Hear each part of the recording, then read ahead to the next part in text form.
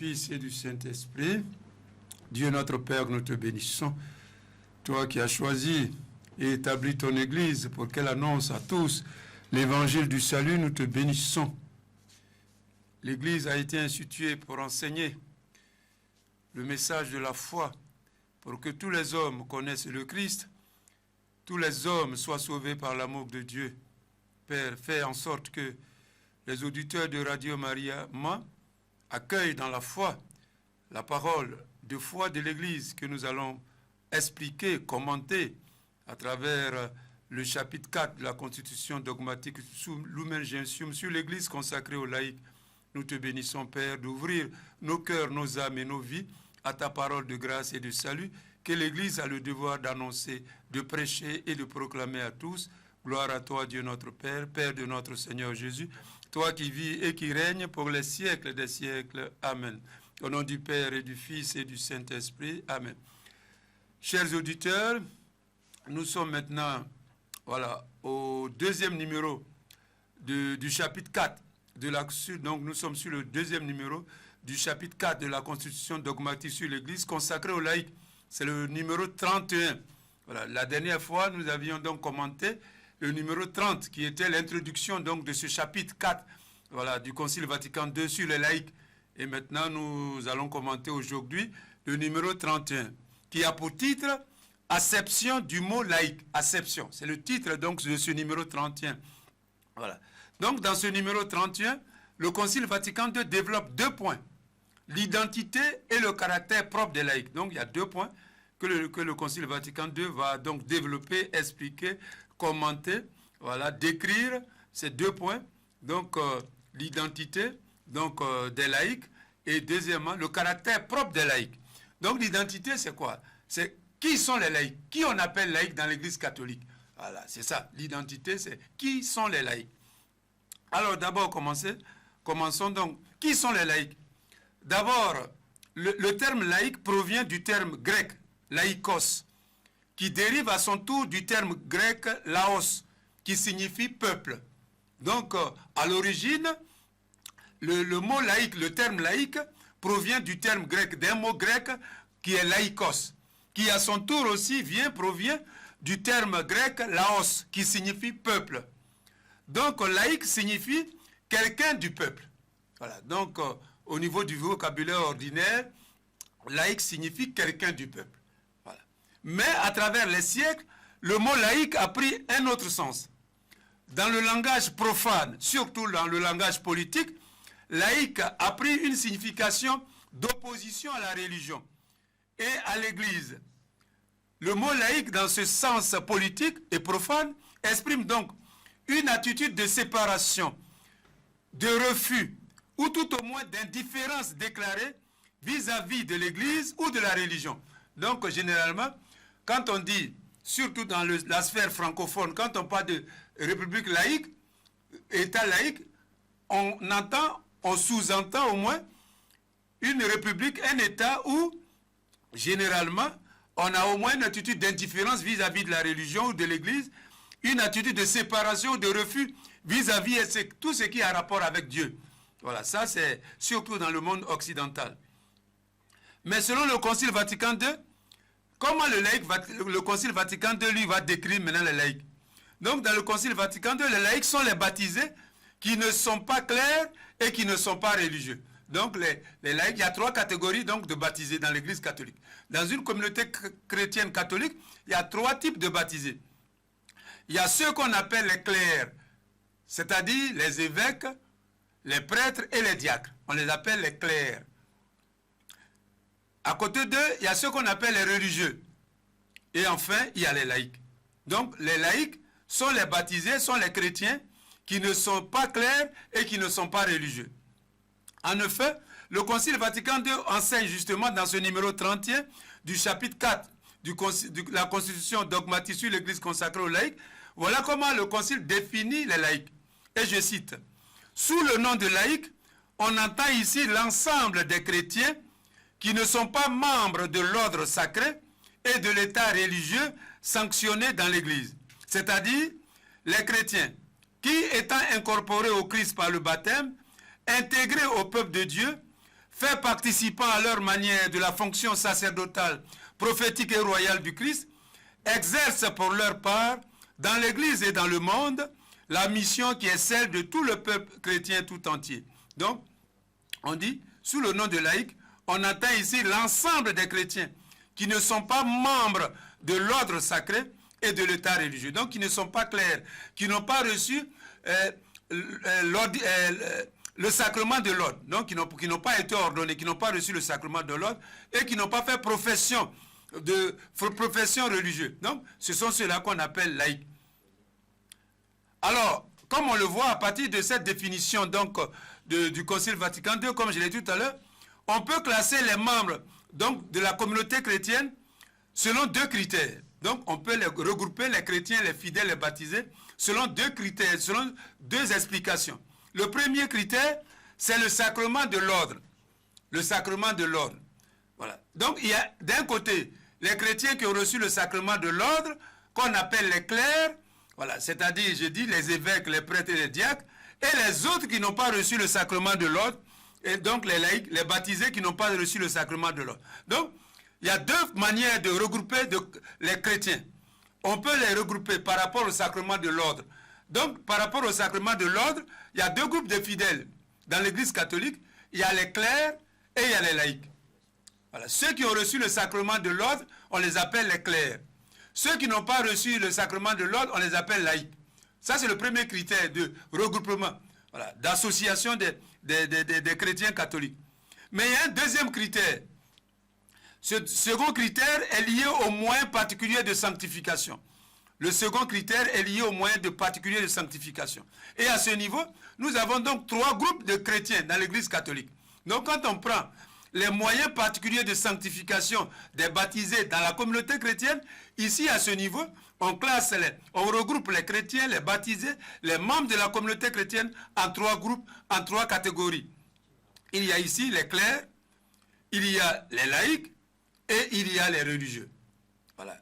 Donc les clercs ici, ce sont les baptisés qui, en plus du baptême, ont reçu l'ordination sacerdotale. Donc ceux-là, ils se sanctifient en exerçant leur ministère de prêtre, d'évêque, de diacre, selon la volonté de Dieu. Donc ils se sanctifient.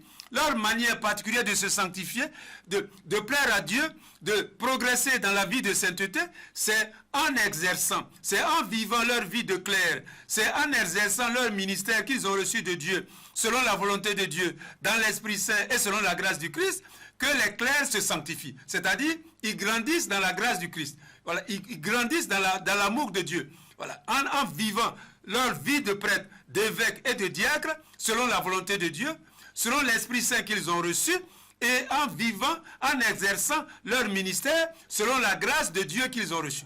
C'est comme ça que les prêtres, les évêques, les diacres se sanctifient. Ensuite, les religieux. Les religieux, eux, en plus du baptême, font ce qu'on appelle profession des vœux. Voilà, les vœux d'obéissance, de chasteté et de pauvreté. Voilà, donc, l'Église dit, ceux-là, cette catégorie de fidèles, cette catégorie de baptisés, ont le devoir de suivre le Christ de plus près. Donc, ils s'engagent d'une manière particulière pour être témoins de Jésus, pour être témoins de l'amour de Dieu, de façon radicale. C'est-à-dire, ils s'engagent à vivre d'une manière radicale l'évangile de Jésus. Ils s'engagent à vivre totalement et pleinement, de façon radicale, l'évangile du Seigneur Jésus, en vivant d'abord la grâce du baptême, mais en plus du baptême, en vivant la vie même du Christ. Le Christ qui s'est fait homme, pauvre, chaste et obéissant. Ces chrétiens qu'on appelle religieux dans le Concile Vatican II s'engagent d'imiter de plus près le Christ, de lui ressembler, de se conformer à lui, voilà, de l'imiter dans sa vie pauvre, chaste et obéissant, tel que Jésus a vécu sur la terre. Voilà, tel que Jésus a vécu. Ça, c'est ce qu'on appelle, le Concile appelle les religieux. Enfin, il y a les laïcs. Les laïcs, ce sont donc les autres baptisés qui ne sont ni clercs, ni religieux, et qui, eux, se sanctifient en sanctifiant les réalités du monde. C'est-à-dire le mariage, le travail, la vie sociale, la vie politique, le commerce, l'économie, la vie ensemble avec les autres, les relations humaines, les relations... Donc les laïcs ont pour devoir, ils se sanctifient en étant comme le ferment de la société humaine. le ferment. Ils ont l'obligation de libérer par leur présence, par leur vie, libérer la société et la communauté humaine de tout ce qui est contraire à la parole de Dieu, de tout ce qui est péché, et de vivre dans la société humaine l'évangile de Jésus et l'Esprit Saint. Donc les chrétiens, les laïcs se sanctifient en étant des témoins de Dieu dans la société humaine. Voilà où ils se sanctifient. Alors, beaucoup de laïcs ne le savent pas. Ils se sanctifient particulièrement dans leur mariage. S'ils sont mariés, c'est en vivant leur vie de couple, leur vie de famille, selon la grâce de Dieu, selon la volonté de Dieu, selon l'Esprit Saint qu'ils ont reçu, c'est en sanctifiant leur famille et leur couple que les laïcs grandissent selon la grâce de Dieu et ils marchent vers la gloire du ciel. De même, s'ils sont engagés dans la politique, dans les autres sphères de la société, les laïcs ont le devoir donc de sanctifier les réalités humaines, les réalités sociales, les réalités professionnelles, politiques, économiques et tout ce qui... Donc, ils ont le devoir de transformer la vie humaine, la vie sociale, relationnelle par la grâce du Christ et de lever le monde à la gloire de Dieu. Ils doivent offrir la vie humaine en la purifiant du péché, du mal et en la vivant selon l'évangile du Christ, d'élever cette vie humaine, la société, le monde à la gloire de Dieu. Voilà, ils doivent aider la société à glorifier Dieu. Voilà comment les laïcs, les baptisés laïcs se sanctifient. Voilà, sanctifier le monde, sanctifier la société, sanctifier leur vie de famille, professionnelle, politique, sociale et faire en sorte que Dieu soit content du monde. Que Dieu soit content du monde. Que Dieu soit fier du monde. C'est le devoir des laïcs et leur manière de se sanctifier. C'est pourquoi le Concile Vatican II, toujours dans ce numéro 31, dit ceci. Les membres de l'ordre sacré, c'est-à-dire les clercs, restent en raison de leur vocation particulière, principalement et expressément ordonnés au ministère sacré. Donc, voilà ce que le Concile dit. Ça, c'est pour les évêques, les prêtres et les diacres. Les membres de l'ordre sacré restent en raison de leur vocation particulière, principalement et expressément ordonnés au ministère sacré. Quant aux religieux, ils sont appelés à suivre le Christ de plus près. Ils se consacrent d'une manière nouvelle à Dieu après le baptême, font la profession religieuse et se sanctifient particulièrement par la pratique des conseils évangéliques de pauvreté, de chasteté et d'obéissance, reconnus et sanctionnés de façon publique dans l'Église.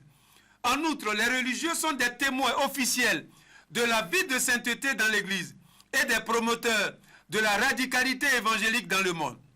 Dans le même numéro 31, le Concile déclare « Les religieux, en vertu de leur état, attestent d'une manière éclatante et exceptionnelle que le monde ne peut se transfigurer et être offert à Dieu en dehors de l'esprit de béatitude. » Donc les religieux vivent l'esprit. Enfin, les laïcs sont les membres de l'Église qui ont reçu le baptême, sont incorporés au Christ, intégrés au peuple chrétien, faits participants à leur manière de la fonction sacerdotale, prophétique et royale du Christ. Ils se sanctifient à travers la recherche du règne de Dieu et le témoignage d'une vie sainte dans la gestion des réalités humaines et temporelles, dans la vie de famille, dans la vie politique, dans l'économie, le travail, l'engagement social, l'écologie, les relations humaines, les institutions nationales, les institutions internationales, la construction d'un monde, d'une société plus juste, plus solidaire, plus fraternelle, plus inclusive. Oui, les laïcs sont au cœur du monde comme la levure est au cœur d'une pâte de farine pour la faire lever. Donc les laïcs ont le devoir de transformer positivement, selon l'évangile de Jésus, selon le don du Saint-Esprit, de transformer la société, la vie humaine pour l'élever à la gloire de Dieu. C'est pourquoi le Concile écrit au numéro 31, et je cite, « Sous le nom de laïc, comme je l'ai dit tout à l'heure, on entend les chrétiens qui ne sont pas membres de l'ordre sacré de l'État religieux, sanctionnés dans l'Église, c'est-à-dire les chrétiens qui, étant incorporés au Christ par le baptême, intégrés au peuple de Dieu, fait participant à leur manière de la fonction sacerdotale, prophétique et royale du Christ, exercent pour leur part, dans l'Église et dans le monde, la mission qui est celle de tout le peuple chrétien. » Fin de citation.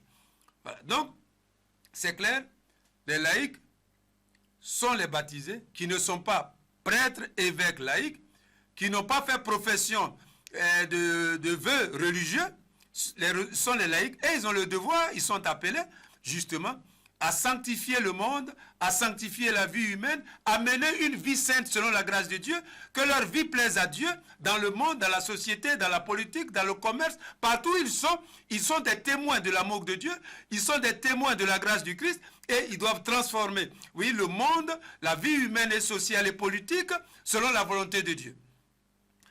Après donc l'identité donc, des laïcs, qui sont les laïcs, dans ce même numéro 31, le Concile Vatican II va préciser le caractère propre et particulier des laïcs. Et c'est quoi? C'est ce qu'ils appellent le caractère séculier. Donc au numéro 31 du chapitre 4 de la Constitution dogmatique sur l'Église consacrée aux laïcs, le Concile Vatican II enseigne que le caractère séculier est le caractère propre et particulier des laïcs. Et voilà ce que dit le Concile. Le caractère séculier est le caractère propre et particulier des laïcs. La vocation propre des laïcs consiste à chercher le règne de Dieu, précisément à travers la gérance des choses temporelles qu'ils ordonnent selon Dieu. Ils vivent au milieu du siècle, c'est-à-dire engagés dans tous les divers devoirs et travaux du monde, dans les conditions ordinaires de la vie familiale et sociale, dont leur existence est comme tissée. Donc, pour le Concile, c'est clair, la vocation propre, la vocation divine, la vocation que Dieu propre, particulière des laïcs, de chaque baptisé laïque, c'est quoi?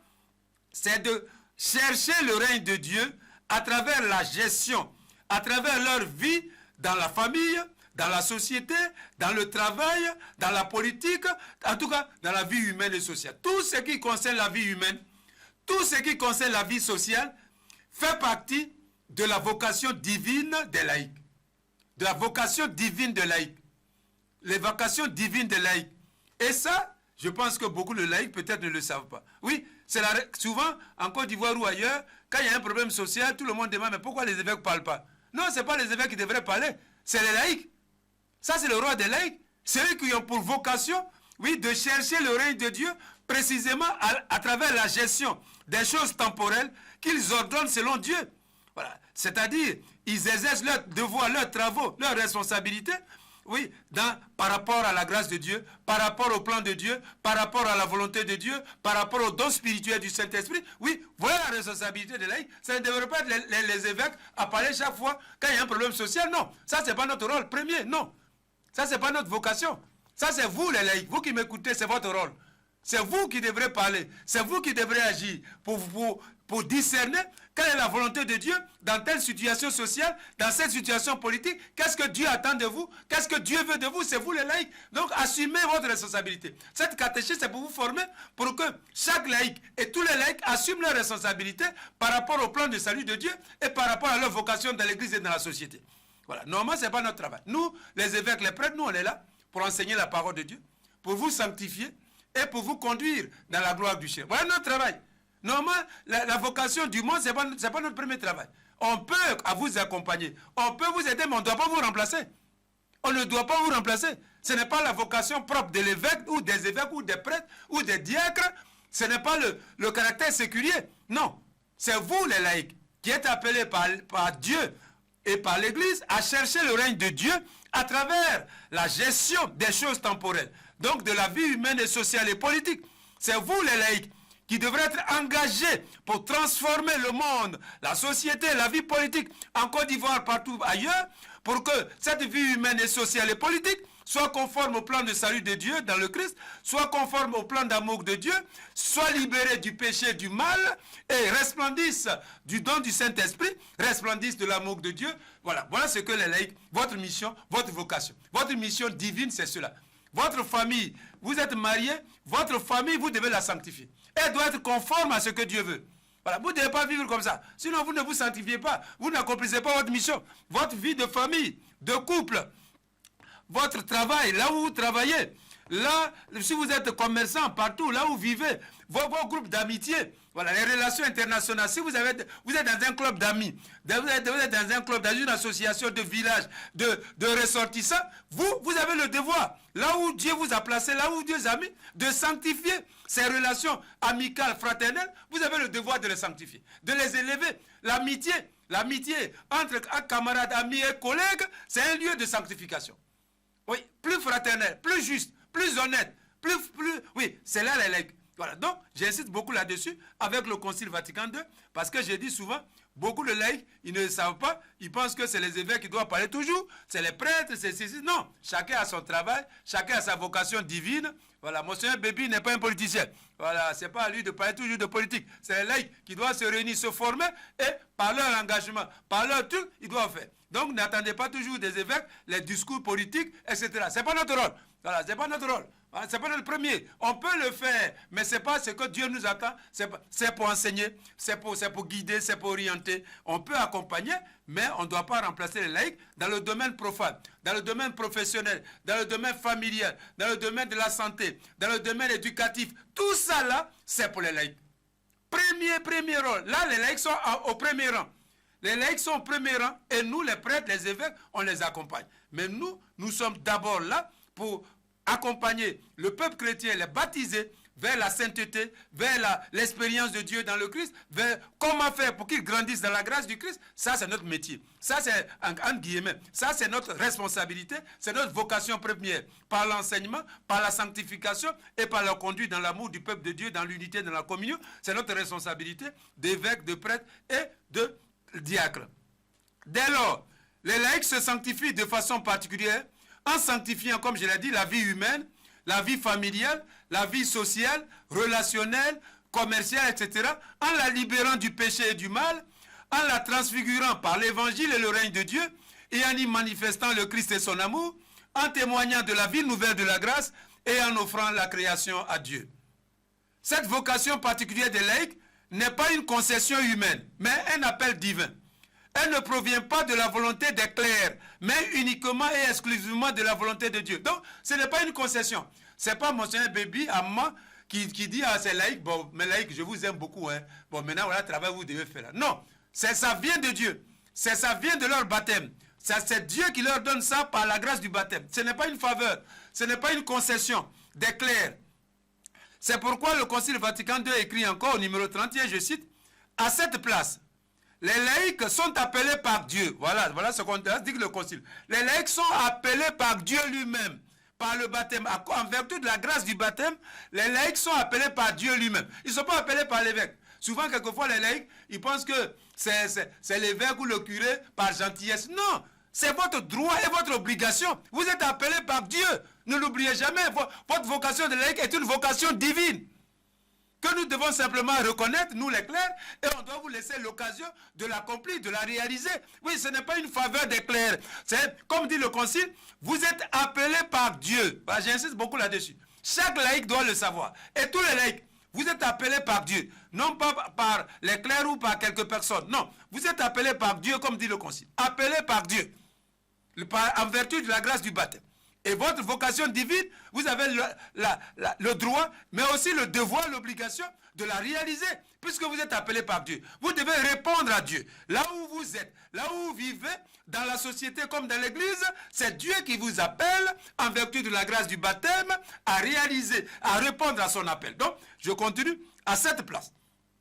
Les laïcs sont appelés par Dieu pour travailler, comme du dedans à la sanctification du monde, comme du dedans, à la façon d'un ferment, en exerçant leur propre charge sous la conduite de l'esprit évangélique et pour manifester le Christ aux autres,